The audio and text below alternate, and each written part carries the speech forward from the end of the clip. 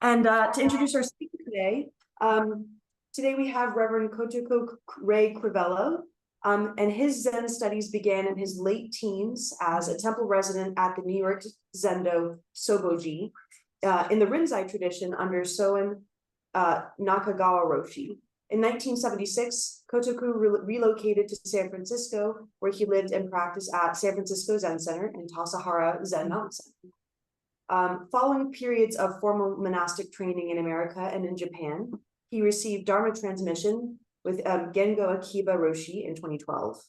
And in 2015, Kotoku relocated to Pittsburgh as head priest at the Zen Center Pittsburgh Deep Spring Temple. In 2021, a mountain seat ceremony was held there, installing him as the abbot of the temple, which is relevant because the title of his talk today is "The Sangha Takes the Mountain Seat" for our upcoming mountain seat ceremony. So welcome, thank you. Thank you.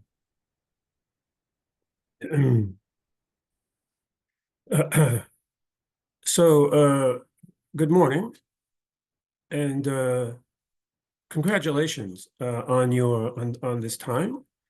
It's rare, we know, to meet the Dharma. It's even rarer to meet a teacher.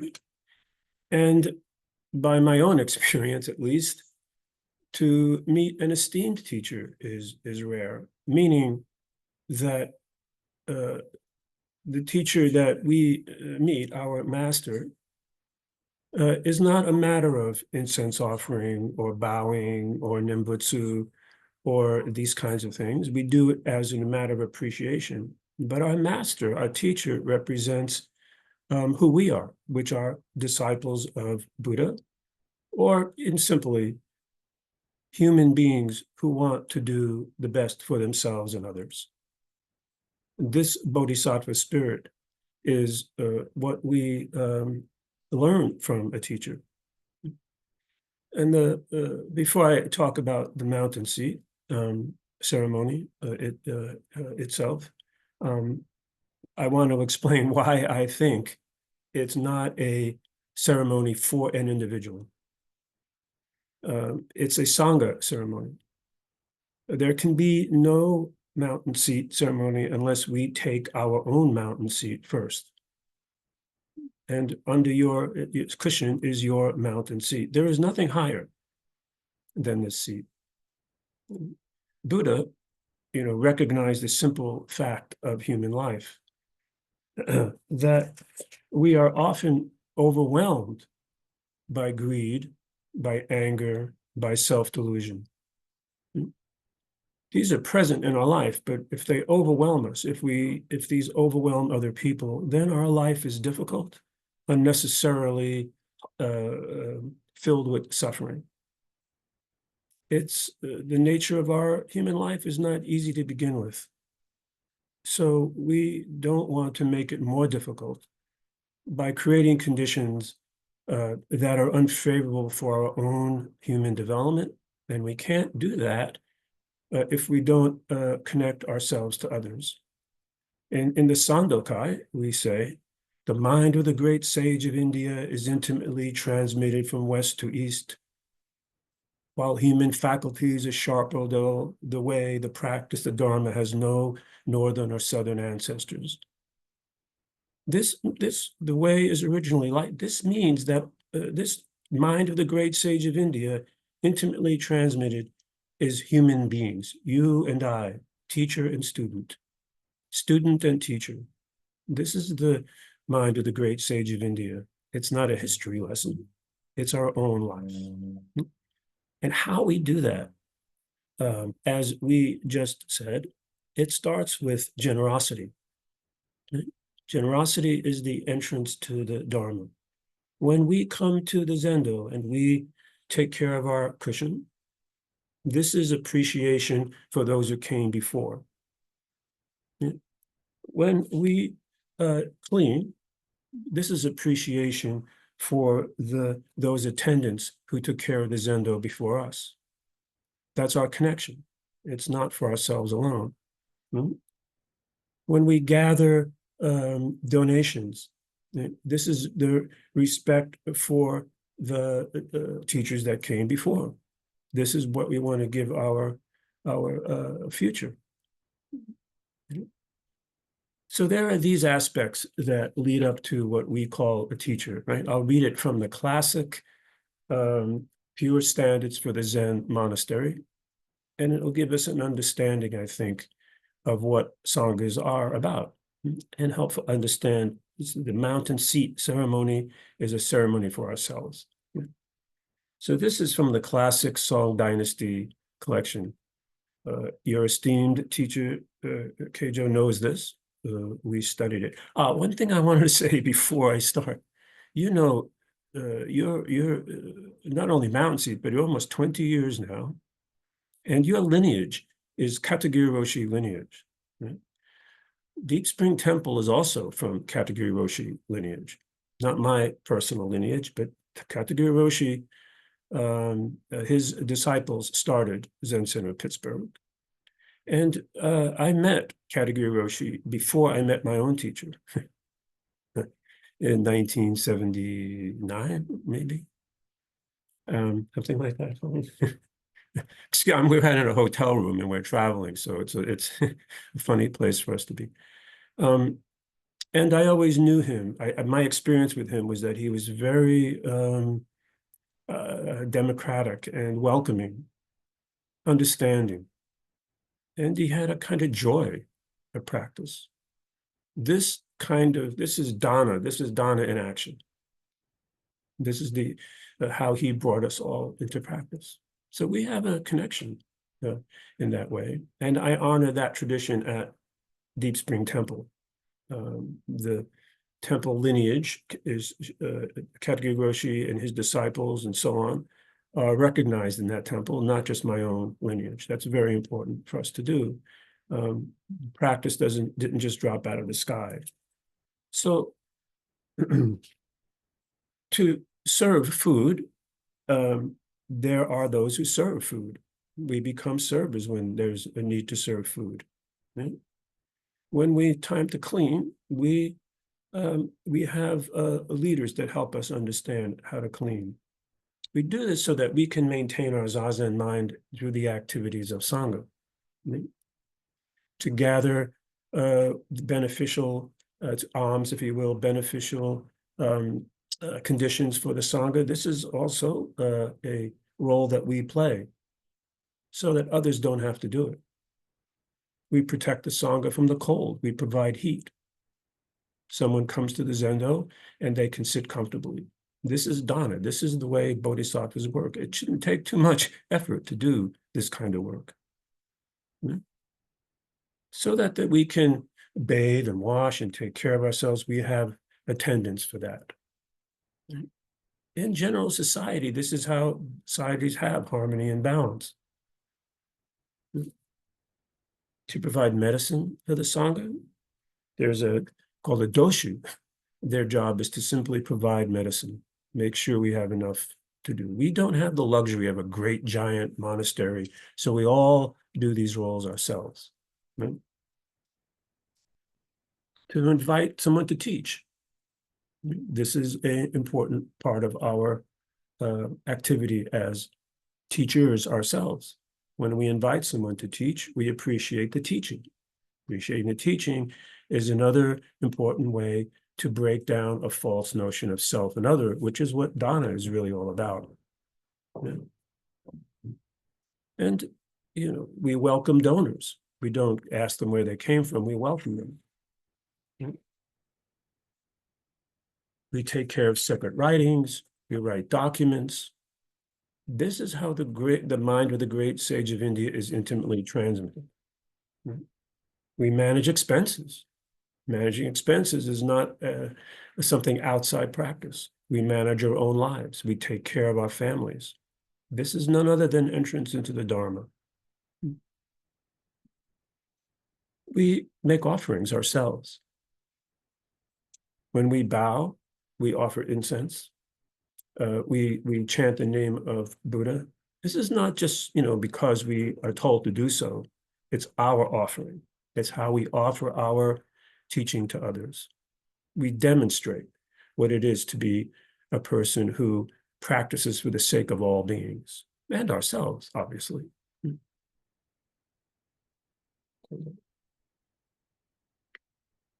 To harmonize the Sangha. When I was in a monastery, my teacher came to me and said, we had a men's dorm and a woman's dorm and so on. And he said, how is it up in the dorm? And I said, it's going okay. He said, no, not okay is not enough. He said, working on harmony and balance. That's the next paramita, right? That's morality. Harmony and balance is our way of morality. Disharmony and imbalance is not conducive to waking up. When we help each other, we help ourselves. When we help ourselves, we help each other. That's the teaching of Buddha from the Acrobat Sutra. Very clear. Okay. So to sustain our practice is not easy. So we have someone, ourselves, that is our director. We direct ourselves to the Zendo. We become directors. If we're in the Zendo, we can direct others. But we need direction and we need effort. Even though the mind of the great sage of India is intimately transmitted, it's our attitude and our acceptance that makes it actually happen. Okay. To instruct the Sangha, we have a head seat. And the head seat will invite a teacher, an esteemed teacher, someone who is recognized in our own mind as someone who has developed Buddhist teaching to a point where it matches their life. There's no separation. That's who we invite to be our teacher. This invitation to be teach us is the official reason for a mountain seat. This mountain seat ceremony, this one here, this is the mountain seat ceremony that we wrote out that is specifically for when you already have the abbot present in your life. It's different when someone's coming from the outside, but that's not the case with Great Tree. You already have present in your life an esteemed teacher. So I have this instruction, if you want it, that we can have it.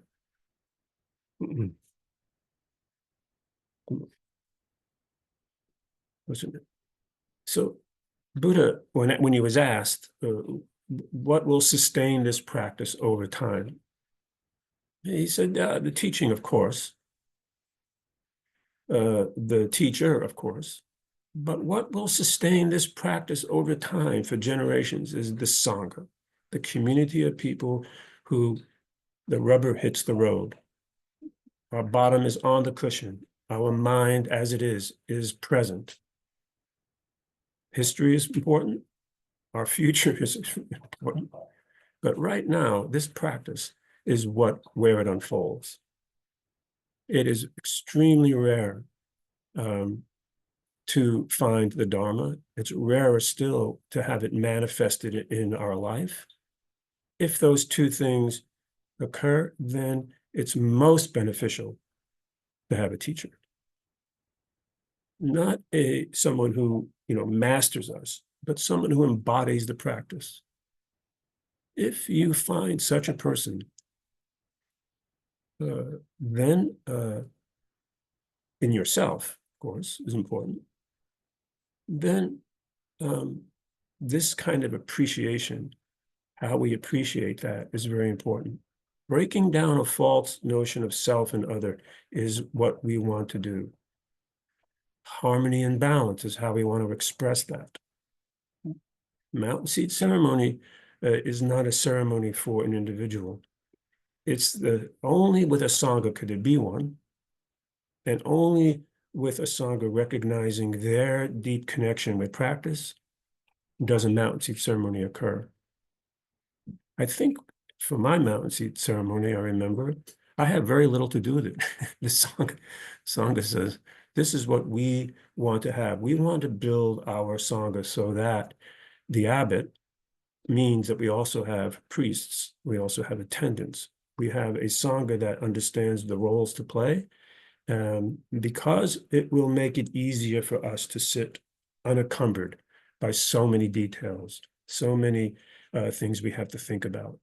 Allow yourselves to be yourselves and to do the things that are needed to protect the practices and to take care of your own well-being.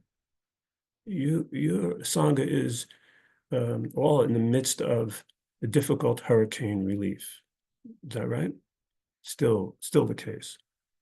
We could ignore it. You could say, well, it's none of my business.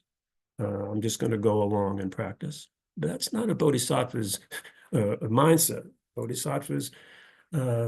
Bodhisattva practice is, what can I do to help? What can I do to help myself and others live harmoniously? Our life is short. We have only one time in this life. And why do it by increasing suffering? Why do it by creating unnecessary divisions?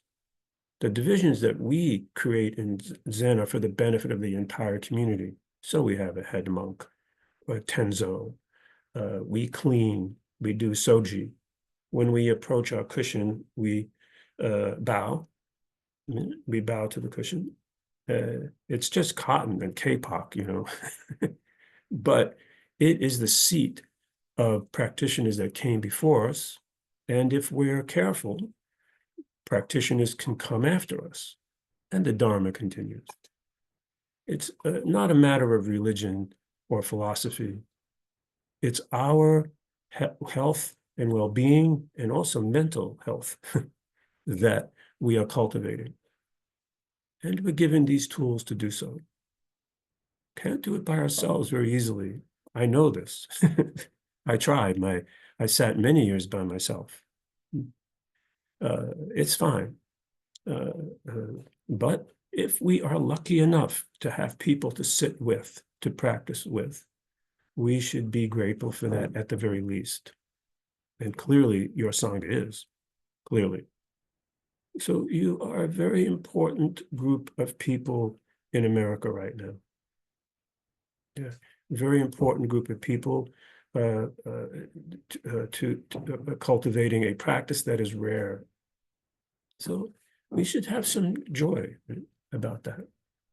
Yes, the mountain seat ceremony can be complicated in some ways, expensive in others, but it's your mountain seat ceremony. It's not somebody else's. So you can do the mountain seat ceremony in a way that is conducive to the well-being of the Sangha. We don't have to make it so challenging and difficult that sometimes it can be. And there's help to do so. Once the mountain seat ceremony is concluded, the Sangha is kind of fulfilled.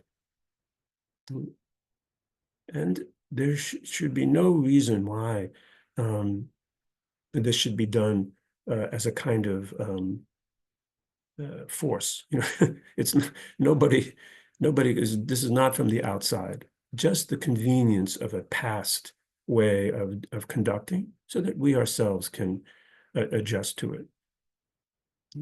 We can make our own tradition, but it's easy to follow one that's already there.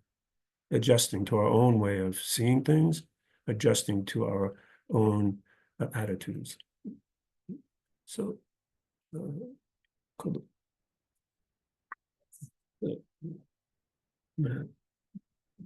dana, generosity, breaking down a false notion of self and other is what the mountain seat represents. Sila, morality, harmony and balance, the way in which we create sanghas, these roles we play, how we do them, is all so that we can do zazen unencumbered by these things. Patience, shanti, cultivating patience is very important for us. This kind of patience allows us to see those who we might think of as inappropriate, a reflection of our own mind. What kind of a mind do we want? Patience will help us.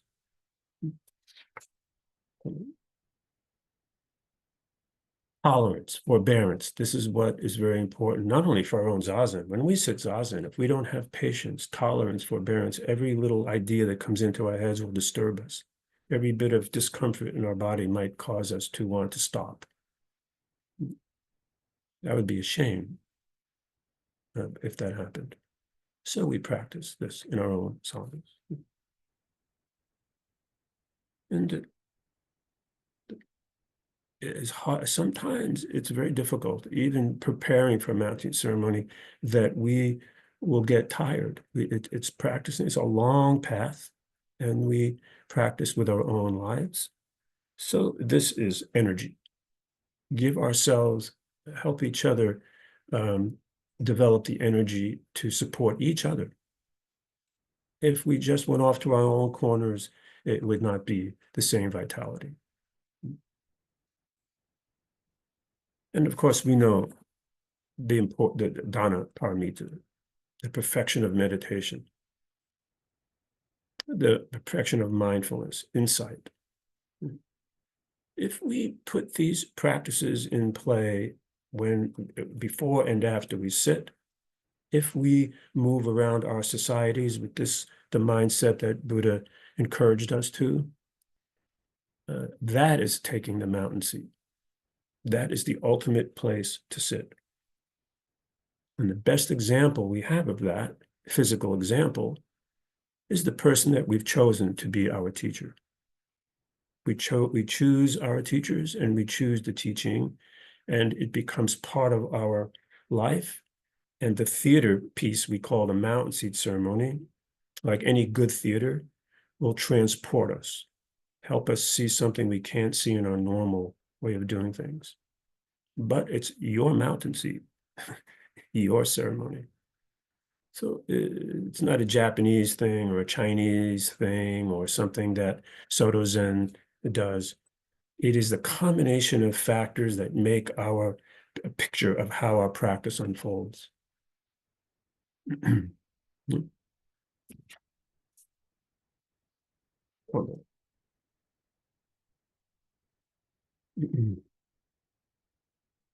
In the Diamond Sutra, Buddha said, Buddha asked Subhuti, because Subhuti was wondering what to do with how to practice. Buddha went out to beg for food, to do his daily alms begging, and then he came back and he sat down and he folds his robes and he puts himself on a seat. And it says in the sutra there he took care of what was in front of him. Right? So he was taking care of that. Still, Subhuti saw practice as something outside and said, how should I practice? What should I do? And Buddha said, look, can you identify a Buddha through some kind of attributes like the 32 marks or that kind of thing? Can you look at a Zen student and say, yes, that's the attribute of a Zen student? We can't. We can look in the mirror and see the attribute of a Zen student. We can see ourselves.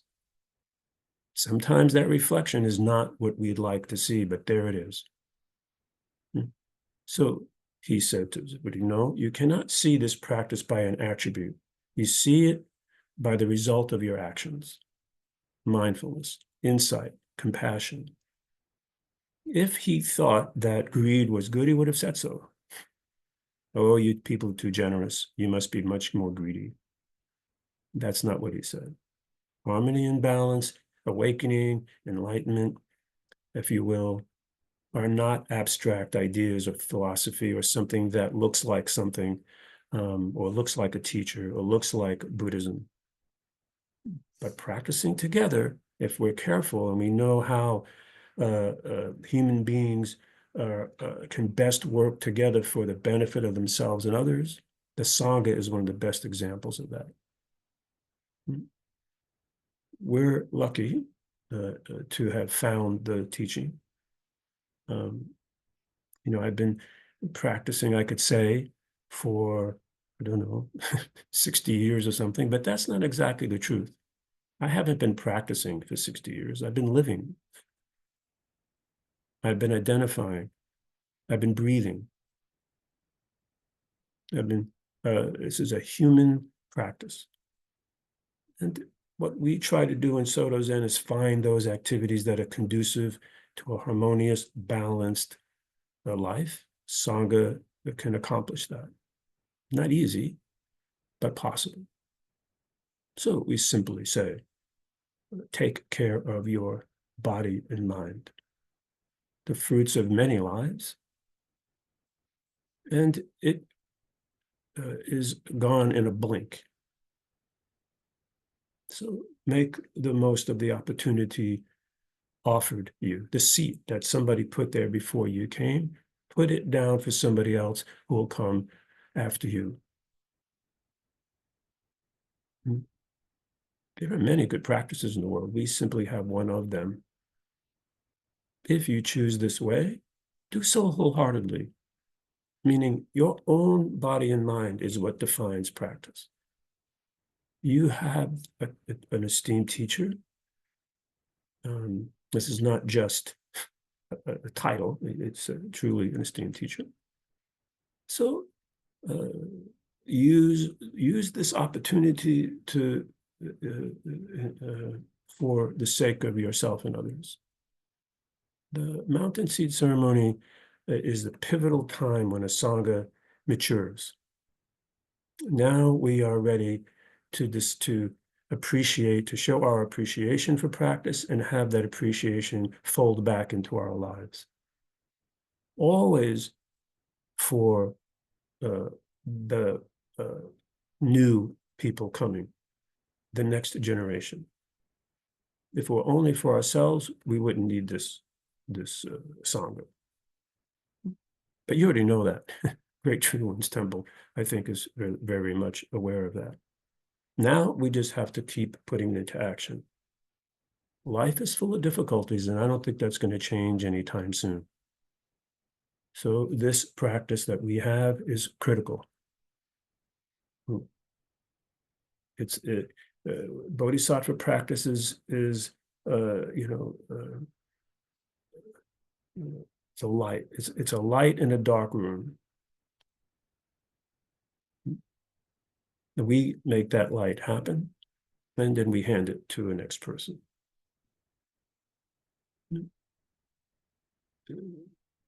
This is not a complicated practice. We're complicated as human beings, but the practice itself is not complicated. The mountain seed ceremony can look daunting from the outside, but so can any Sangha, so can a monastery.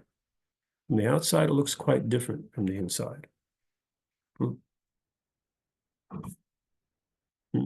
And of course, every Sangha has different makeup, slightly different makeup. But we're not, we're not anointing a king or something. We're expressing what the importance of teacher, student, teacher. Teachers always teach students, but students teach teachers just as well. Without a student, there could be no teacher. Without a teacher, students will teach themselves. Okay, but it's much, much, much, much more advantageous for yourself and others if we have a teacher in our life, a good one. So,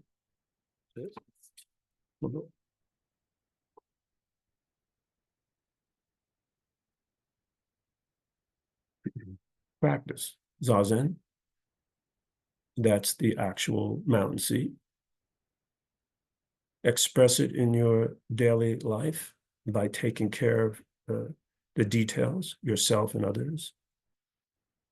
And at the end of the day, when we rest, we will rest more harmoniously, more balanced. And we can do some good to help others without extraordinary effort.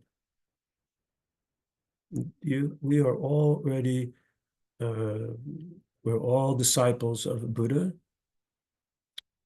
This disciple of Buddha means that we are dedicated to the life we are living. Scriptures will help. Offering incense will help. Bowing is important practice. But a good heart, flexible mind, adapting to conditions, accepting the conditions that we're in to the extent that we can see them clearly, don't fight with ourselves. This is all the practice of the teachers that came before us, Akiba Roshi, certainly. my teacher, certainly. These are human beings, after all. Not necessarily, without flaws. What human being was without flaws? If they were flawless, they wouldn't be human, and they would not be our teachers. So we practice patience, generosity, harmony and balance. We practice Zazen. It's called a practice, not a solution. If it were called Zen solution, that would be easy. Solved all the problems with myself and others, and I can go home now. Practice, that's why it's called practice. Dana is not something for once. It's our heart. It's how our heart sees things. Forbearance and patience is not succumbing to a difficulty or not doing anything about it. It's how our heart sees things. When our heart sees practice that way, it manifests as a Sangha. It manifests as the importance of having a shuso, a cook, cleaning, taking care of medicine. This is practice, not Zen solution. So it is truly, mountain seat ceremony is truly a ceremony of the Sangha elevating itself to where it's already been. It's elevating ordinary mind to the mind of Buddha. And my teacher was in Los Angeles Temple, and Mondo, part of the mountain seat ceremony will be Mondo, where you will approach the teacher with a question. Teacher will answer. My teacher was sitting up on a high seat, like a kind of altar upon an altar, like a Buddha statue. And someone asked the question, why is this a hierarchy thing? I mean, why are you so high and I'm so low? And my teacher said, well, come up here to the seat, all the way up to the altar. There. You are now, you are now sharing the seat with me. It's only your mind that separates these. But we have to allow that to happen. Enjoy that pageantry. It's an expression of who we really are individually. We all take the mountain seat when we sit. The question is, what happens when we get up and walk around? That's Zen practice. So we're not trying to solve the problems of the world. We want to live with the problems of the world. Because they're the problems of our own mind.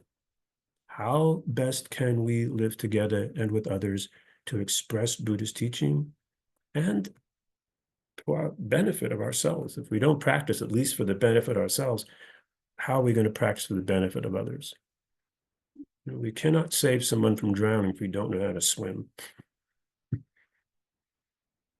So we have, and we can't, we may face a wall when we sit, but we're not turning away from society. Buddha didn't. So we will find our place. You will find your place. Practice in accordance with your instructions that you receive, and give instructions as you can.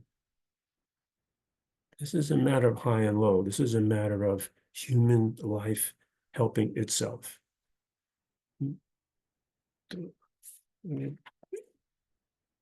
I don't know, Teijo-san might have all this, but if you need this mountain seat ceremony, I made this up from the Soto Shu regulations and adapted it for our own temple.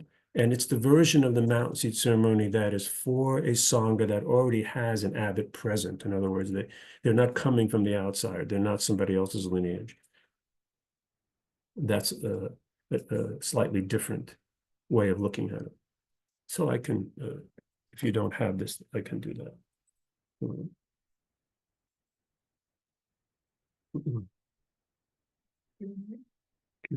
So take care of yourselves in challenging times. Do you have questions?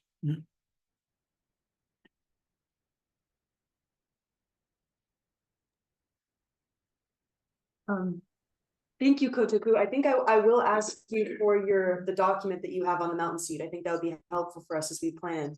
So I can send you an email. Oh, yes, absolutely. Yeah, I'll send it. So yeah, definitely. And I did actually have a question about your talk. You were saying that I don't know the exact word that you used, but you were sort of mentioning that the Sangha feels more complete after the mountain seat ceremony. And I was wondering if there were any, whether like tangible or more intangible ways that the Sangha feels different after a mountain seat ceremony as compared to before. Well, one of the big differences is the recognition in order to do a mountain seat ceremony, traditionally, that has to be witnessed. So there are maybe 10 priests or 5 priests coming from many different places throughout the United States, maybe the world. And there are guests who come to see the temple probably for the first time. So where it looked before, like I go to a Zen Center at 5 in the evening and I sit and I know everybody there. Now the Sangha is a Buddhist world Sangha because everybody now recognizes it as such. It kind of puts the Sangha on the map, and it puts it puts the temple in a line of temple. How do you call it? Not structure, but recognition. So there are many, many, many Sanghas in the world, but what Sangha is connected to the lineage that goes back to Buddha directly? The mountain seat ceremony solidifies that. And it's just for our own benefit. It's very different to have like my teacher, kind of a lone teacher, a few people sitting, maybe that's your temple, it's wonderful. And then across the ocean, somewhere in Japan, somewhere, they will see Great Tree Women's Temple, Soto Zen Temple, and they will understand the importance of that Sangha. So it changes how people view it. Your practice is not going to change. The Great Tree Women's Temple doesn't change. That doesn't change. What changes is the way in which people look at it and the way in which people may come to practice there. If a Sangha without a leader is fine, but when you have a teacher and an esteemed teacher, that's very different. That connection goes back to Buddha. That's why it changes in that way. Thank you.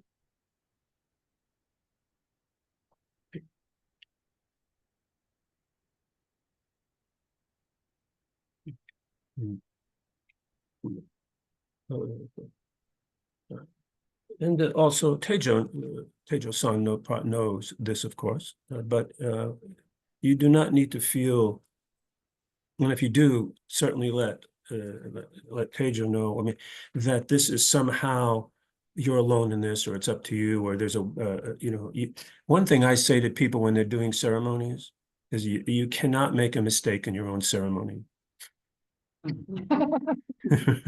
You can make a mistake in somebody else's ceremony, but not in your own. That's impossible. It's your ceremony. That's somebody else's problem if they don't like it. You do your best. This is not a popularity contest or a judgment call. This is the Sangha's recognition of itself. So don't concern yourself with, oh, I got to do this correctly or something like that. Not necessary to wonder about that. And or to put yourself in some kind of financial hardship as well, unnecessary. These mountain seat ceremonies can be done without, with all the fanfare and all the appropriateness of it, but without some kind of crushing responsibility. That's just not the nature of a mountain seat ceremony. So you don't you cannot make a mistake in your own ceremony. Any questions or comments? Okay. Right. Thank you very much. I will help in any way I can. So don't hesitate to ask. Thank you. Thank you. All right, should we get back to Merit? Yeah. Oh, and